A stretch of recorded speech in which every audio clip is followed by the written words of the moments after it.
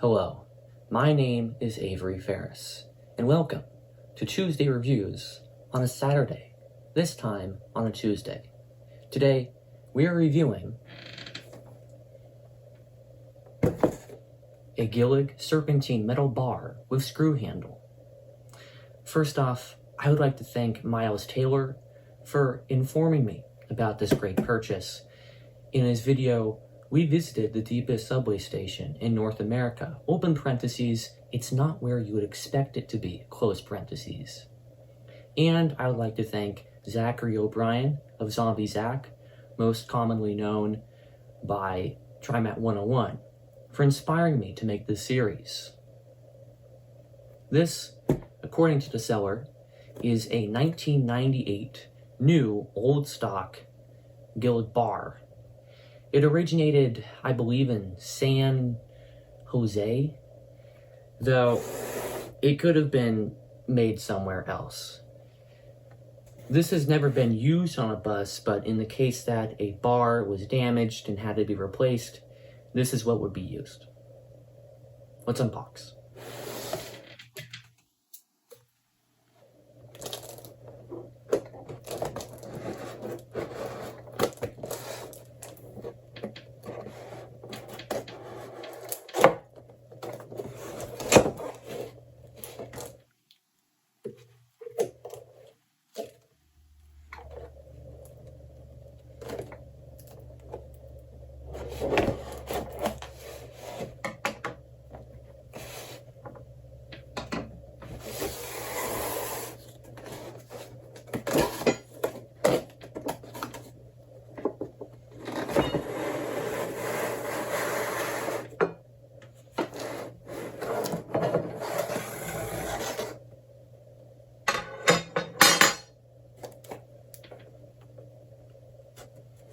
There's no packaging.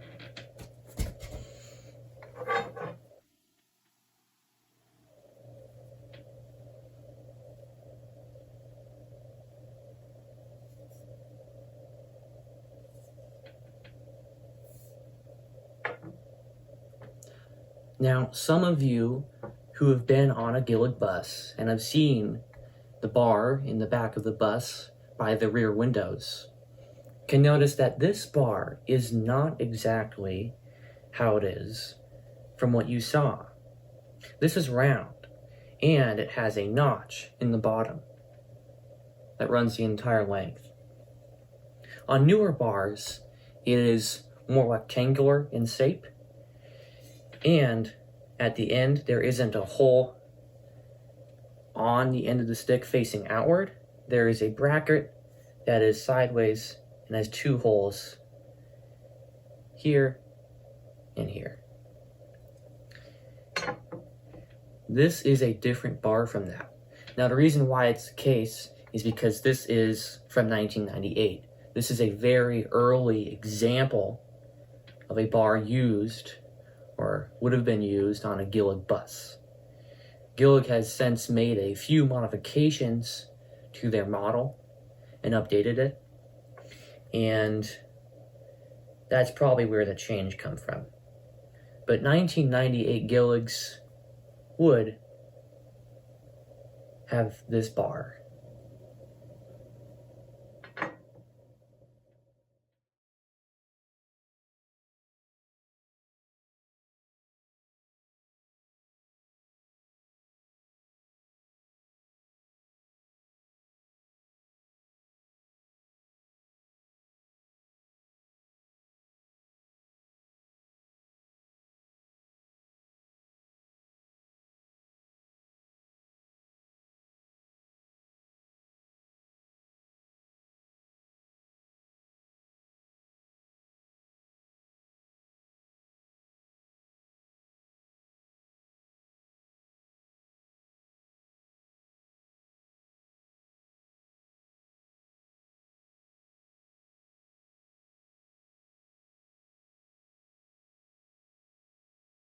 So what uses do I have for this bar?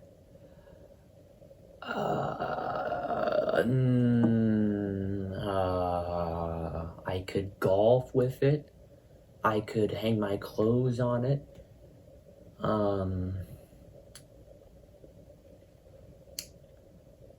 I could use it as a baseball bat.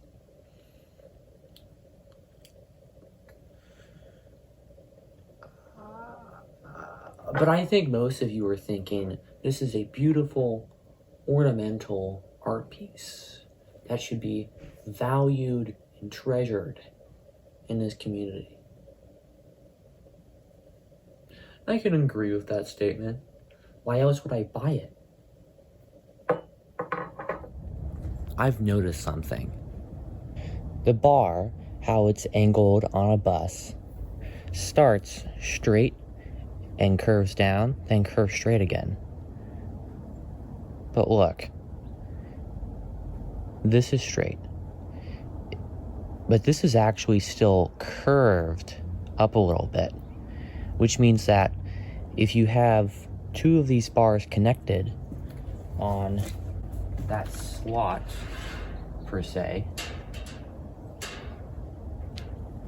they line up right at this section. And essentially,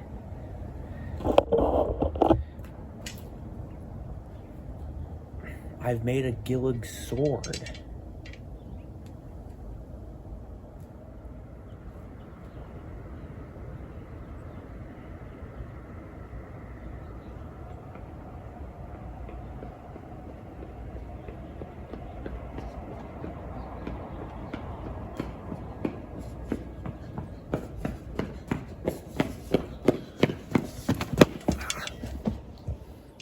Now, most of you know or would assume that I don't have a 1998 Gillig Low Floor, which means that I legally don't have a use for these bars. But it is a big win for the bar foamers in the bar community that have undoubtedly spent years, decades, searching for any example of a privately owned Gillig bar, not attached to a bus. This is, I believe, the first video ever to document a Gillig bar not in a bus, and of this specific example. If you were to go to Gillig and go through their long process to see if you're actually a transit agency, and for some reason they believe you were, and you got a new bar, it would not be like this. Not only are bars very hard to come by in private ownership and not in use on a bus, this specific bar is of a very early Gillig model. An even more rare find. Truly, this is a priceless historic artifact of Gillig.